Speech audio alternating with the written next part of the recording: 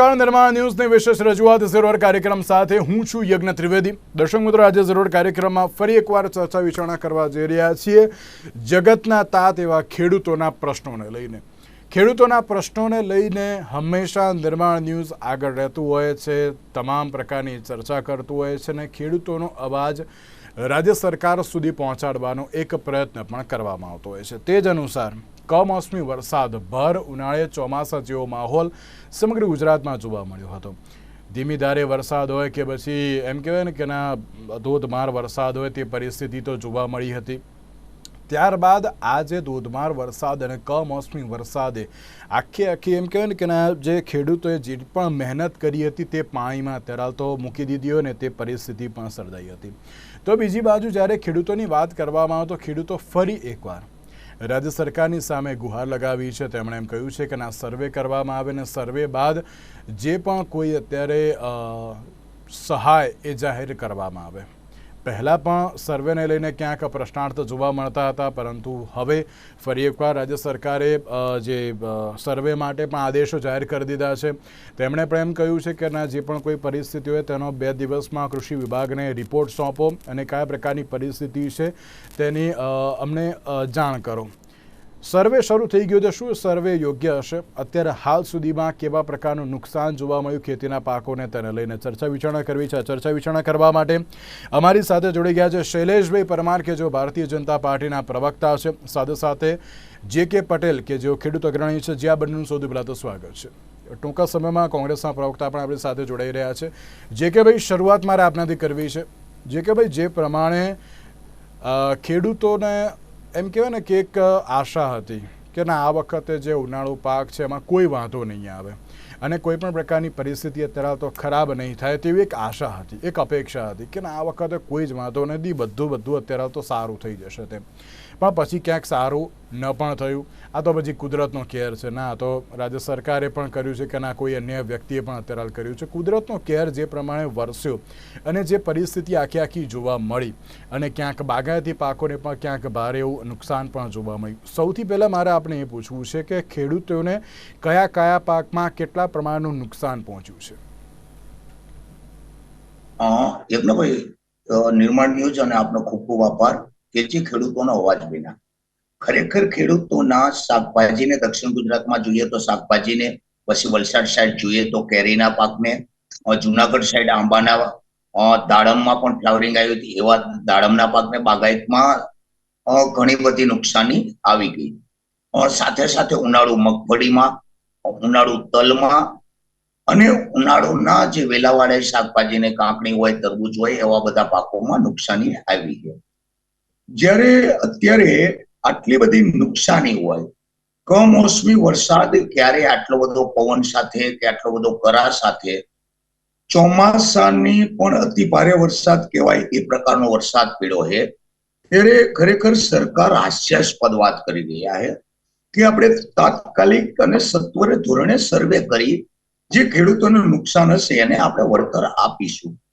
પરંતુ ક્યાંક ને ક્યાંક આથી થોડા સમય પહેલા જ યજ્ઞભાઈ આપણે સાંભળ્યું હતું કે જ્યારે ટેકાના ભાવે ચણા તુવેરની ખરીદી ચાલતી હતી ત્યારે સેટેલાઇટ દ્વારા નકશાને આધીન ઘણા બધા ખેડૂતોને ચણા કે તુવેરની ખરીદી નથી થઈ કે ભાઈ તમારા ખેતરમાં અમને સેટેલાઇટ ઇમેજમાં નથી દેખાતું કે તમારે ચણાનું તુવેરનું વાવેતર હતું। તો ખરેખર અત્યારે એ સેટેલાઇટ ઇમેજનો કેમ સરકાર ઉપયોગ નથી કરતી? બીજો ખરેખર ગંભીર સવાલ એ કે ગયા ચોમાસામાં ઓગસ્ટ, સપ્ટેમ્બર, ઓક્ટોબર, નવેમ્બરમાં જે અતિ ભારે વરસાદ થયેલો, સરકારશ્રીએ જાહેરાત કરી એ પછી સર્વે થયું અને એ સર્વેમાં ઘણી બધી ગોલમાલ થઈ।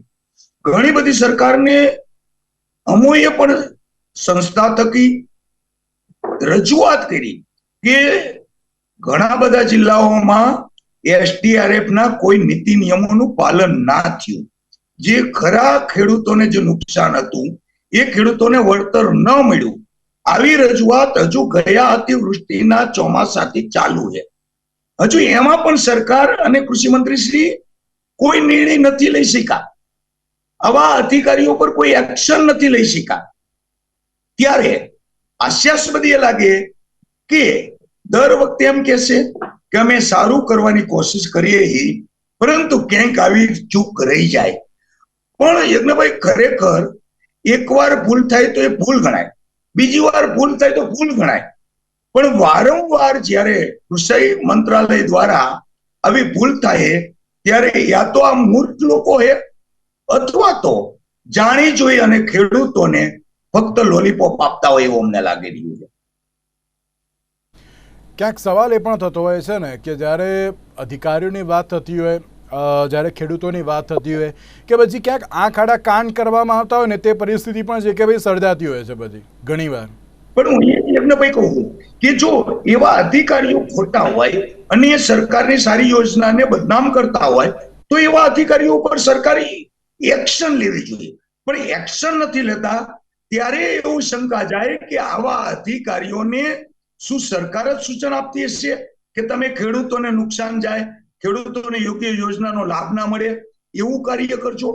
કારણ કે જો સરકાર સારામાં સારી ખેડૂતો માટે યોજના બનાવતા હોય, ખેડૂતોને મદદરૂપ થવાની ભાવના સાથે જાહેરાત કરતા હોય અને ખેડૂતોનું ક્યાંક શોષણ થાય અને જે અધિકારીઓ ખોટું કરતા હોય અથવા તો ઓફિસમાં બેસીને રિપોર્ટ બનાવતા હોય એવા અધિકારીઓ પર એક્શન નથી લેવાતા ત્યારે બહુ શંકા જાય કે સરકાર અને અધિકારી મળીને કામ કરે ખેડૂતોને તકલીફ આપવાનું કે અધિકારીઓ તકલીફ આપે એમાં સરકારને મજા આવે. સવાલો ઘણા બધા થતા હોય છે કે જ્યારે અધિકારીઓને લઈને પણ અત્યારે તો પ્રશ્ન જોવા મળ્યો છે, તો બીજી બાજુ ક્યાંક એમ પણ કહેવામાં આવ્યું છે કે ના સર્વે તો કરવામાં આવશે, પછી સર્વે યોગ્ય હશે કે નહીં એમ. શૈલેષભાઈ, સૌથી પહેલા આપની પ્રતિક્રિયા. હલો જી શૈલેષભાઈ. જે પ્રકારે કમોસમી વરસાદ વરસવાનું ચાલુ છે, હવામાન ખાતાએ પણ આગાહી કરેલી હતી અને આપણા આગાહીકાર અંબાલાલ પટેલે પણ આગાહી કરેલી હતી કે આગામી દિવસોમાં કમોસમી વરસાદ આવી શકે એમ છે.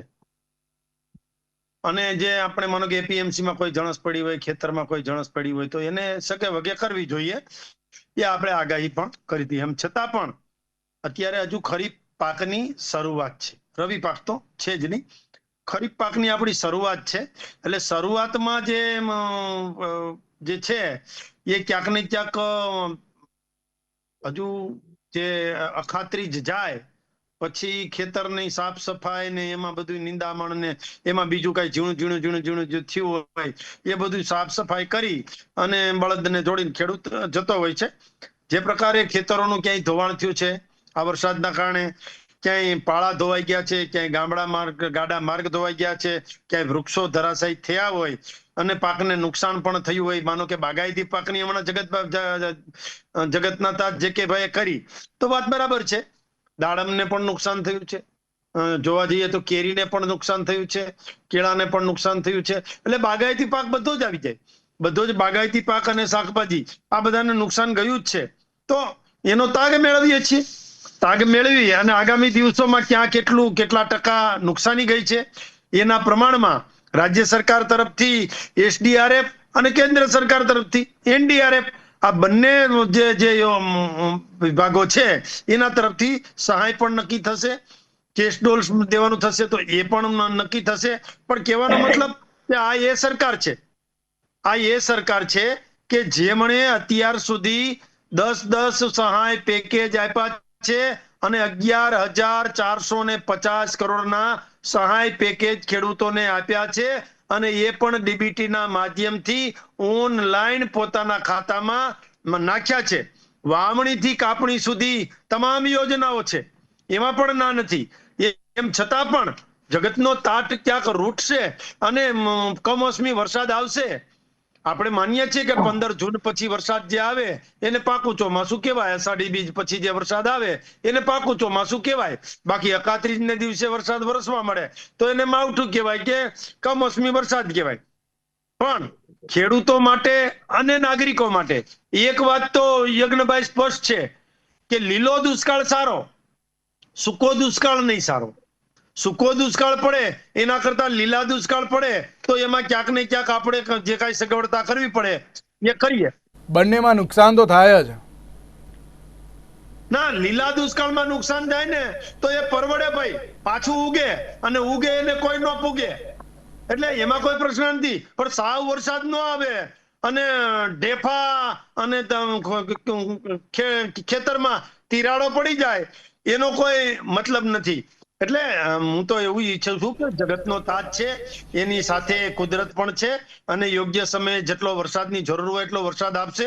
અત્યારે કમોસમી વરસાદના કારણે અમારી કેરીને નુકસાન ગયું છે, દાડમને નુકસાન ગયું છે, કે કોઈ પણ બીજા પાકને નુકસાન ગયું છે, તે નુકસાન માટેની ભરપાઈ કરવા માટે ગંભીરતાથી સરકાર વિચારી રહી છે. અને આજે ભાવપંચની રાજ્ય ભાવપંચની બેઠક પણ હતી કૃષિ મંત્રી શ્રી રાઘવજીભાઈ પટેલના અધ્યક્ષ સ્થાને.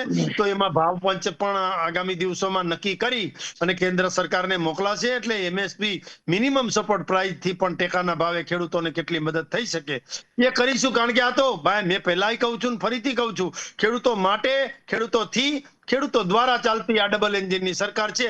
એટલે ખેડૂતોએ ક્યાંય મૂંઝાવાની જરૂર નથી. જે કાંઈ નુકસાન થશે ઓકે શૈલેષભાઈ ઓકે. ખેડૂતો માટે, ખેડૂતો દ્વારા ચાલતી આ સરકાર છે. ચેતનભાઈ ગઢિયા આપણી સાથે જોડી ગયા છે કે જેઓ કિસાન કોંગ્રેસના પ્રવક્તા છે. ચેતનભાઈ, આપનું પણ સ્વાગત છે.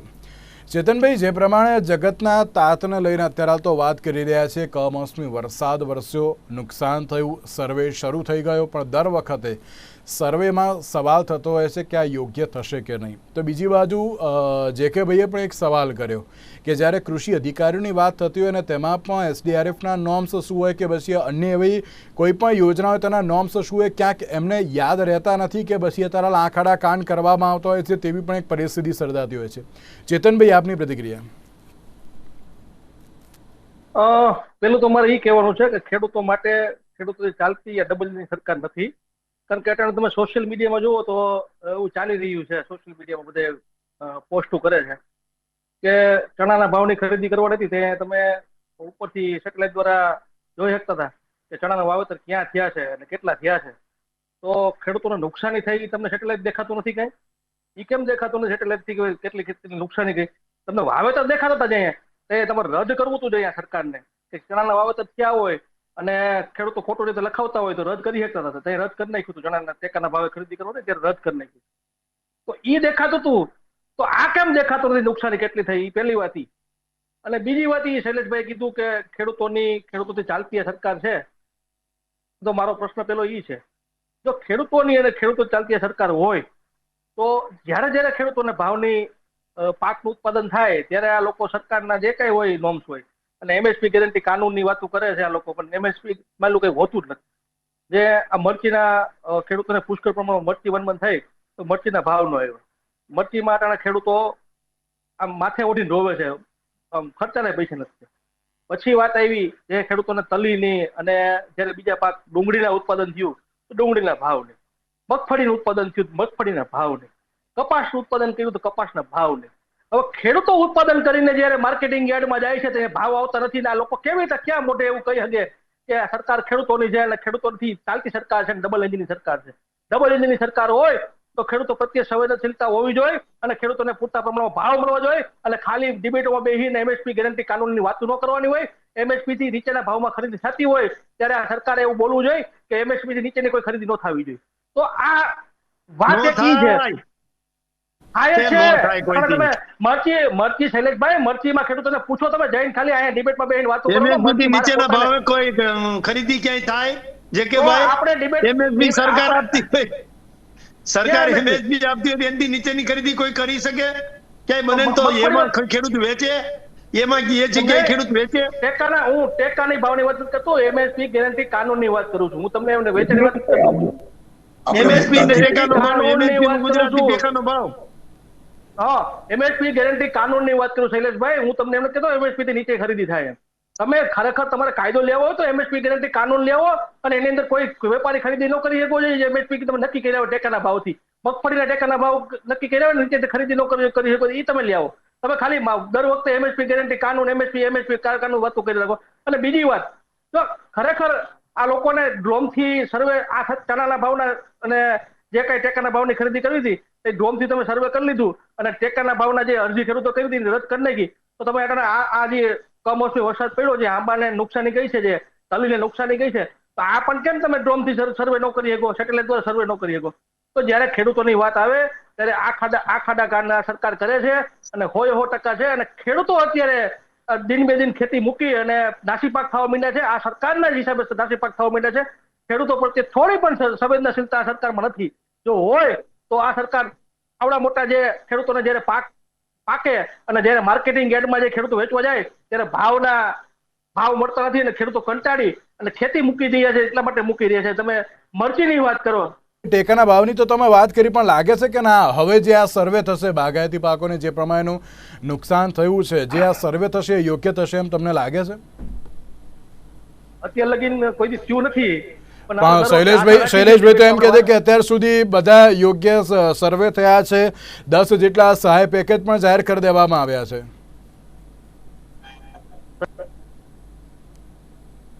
શૈલેષભાઈ તો બધી પણ વાતો ઘણી બધી કરી નાખે, પણ એ માયલું કઈ હોતું નથી. અને આ સરકાર માત્ર કાગળ ઉપર અને ટૂંકમાં જાહેર મીડિયાના માધ્યમથી ખાલી વાતો કરે છે, મોટી મોટી પેકેજોની જાહેરાતો કરે છે.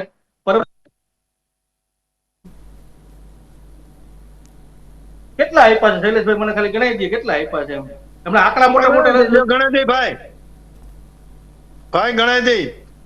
ગણાવી દેજે આંકડા મોટા મોટા તમે રજૂ કર્યા છે અને કેટલા ખેડૂતને આપ્યા ને એક તાલુકામાં કેટલા આપ્યા એ ગણાવી દેજો સાંભળવા તમારા. 2015-16 ભારે વરસાદ થયો, કમોસમી વરસાદ, અને એમાં 1,82,041 જે ખેડૂતો જે છે એને ડીબીટી ના માધ્યમથી 229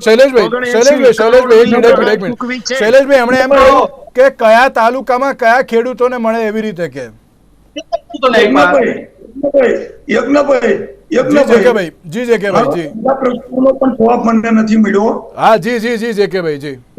અધિકારીઓ ખોટું કરી રહ્યા છે.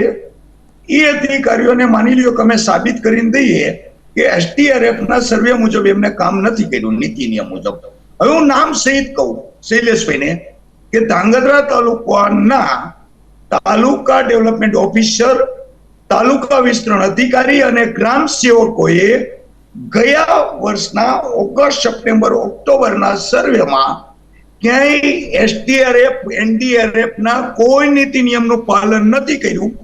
એ હું સાબિત કરીને દઉં તો તમે TDO સાહેબને સસ્પેન્ડ કરશો, વિસ્તરણને કરશો કે નાના ગ્રામ સેવકોનો ભોગ લેશો કે તમારા ધારાસભ્યનું રાજીનામું લેવડાવી લેશો?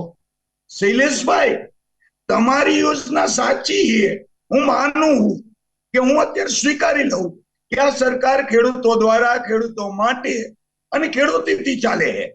હાલો, આ ધાંગધ્રા તાલુકામાં નિર્માણ ન્યૂઝ જેવી પ્રતિષ્ઠિત ચેનલના માધ્યમ થકી કહું કે પેપર ઉપર પુરાવા સાથે ધાંગધ્રા તાલુકામાં STRF ના નીતિ નિયમોનું પાલન નથી થયું એ સાબિત કરી દઉં તો રાઘવજીભાઈ અને દાદાનું બુલડોઝર કયા ઓફિસરના ત્યાં ચાલશે? શૈલેષભાઈ, સવાલ ઘણા બધા છે, કારણ કે જો અધિકારીઓ અત્યારે તો નોર્મ્સ અનુસાર કામ ના કરતા હોય તો સવાલ થતા હોય. બીજી બાજુ ચલો વિપક્ષ પણ અત્યારે તો જાહેર જનતાનો એક જવાબ આપવા માટે પણ અત્યારે તો તે પણ જોડાયેલા છે. એ પણ જવાબ આપતા હોય છે જાહેર જનતાને કે ના શું થયું કે શું નહીં. એમણે પણ તમને પ્રશ્ન પૂછવાનો એક એમ કહેવાય ને કે એક અધિકાર પણ છે. એ લોકો પણ તમને પ્રશ્ન કરે છે. જો સર્વે થયો એ યોગ્ય નથી થયો, જો તમે સહાય ચૂકવી એ ક્યાં ચૂકી, કયા ખેડૂતોને ચૂકવી, એ પણ એક સવાલ છે. અને જે કે ભાઈ એ તો કહ્યું કે ના અહીંયા આ અધિકારી છે કે ના અત્યારે યોગ્ય રીતે કાર્ય કર્યું નથી, તો હવે શૈલેષભાઈ શું કરશો? તો તમે યજ્ઞભાઈ જીકેભાઈ જે પ્રકારે વાત કરી એમાં SDRF કે NDRF ના નોર્મ્સ પ્રમાણે સહાય ચૂકવવામાં ક્યાંય ગલ્લા તલ્લા કર્યા છે તો એ તલાટી મંત્રી હશે, એ ગ્રામ સેવક હશે, એ વિસ્તરણ અધિકારી હશે, તાલુકા પંચાયતમાં હશે, જિલ્લા પંચાયતમાં હશે, એ નાની માછલી હશે, મોટી માછલી હશે, મગરમચ્છ હશે કે હિપોપોટેમસ હશે, એ કોઈને છોડવાના મતમાં આ સરકાર નથી. તમામ ઉપર પગલા લેવામાં આવશે. અને જીકેભાઈની વાત જો સંપૂર્ણપણે સાચી હોય તો એમાં પૂરેપૂરી ગંભીરતાથી તપાસ કરી અને જે કોઈ આમાં કર્મચારી કે અધિકારી હશે, આમાં કઈ માનો કે કોઈ પદાધિકારી જ ખોટું કરે અને પગલા લઈએ એવું નથી. આમાં કોઈ ગુનો કરે ને પગલા લે નહીં. કર્મચારી પણ કઈ વહીવટી અધિકારીઓ જે છે એ પણ ક્યાંય ખોટું કરતા હશે તો એના ઉપર પણ દાદાનું બુલડોઝર ફરશે. કે દાદાનું બુલડોઝર તો ફરશે પણ પછી ક્યાંક પરિસ્થિતિ એની જ જોવા મળતી હોય છે શૈલેષભાઈ. મારે બુલડોઝરનું મારે યોગ્ય કામગીરીનું હોય છે. શૈલેષભાઈ, દર વખતે એમ સવાલ થતો હોય છે કે સર્વે યોગ્ય થયો નથી, જેને સહાય જોઈતી હતી તેમને સહાય ચૂકવવામાં આવી નથી, તો કેમ દર વખતે આ પ્રકારના પ્રશ્ન એને ઊભા રહેતા હોય છે? જો સરકારની નીતિ અને નિયત સાફ છે.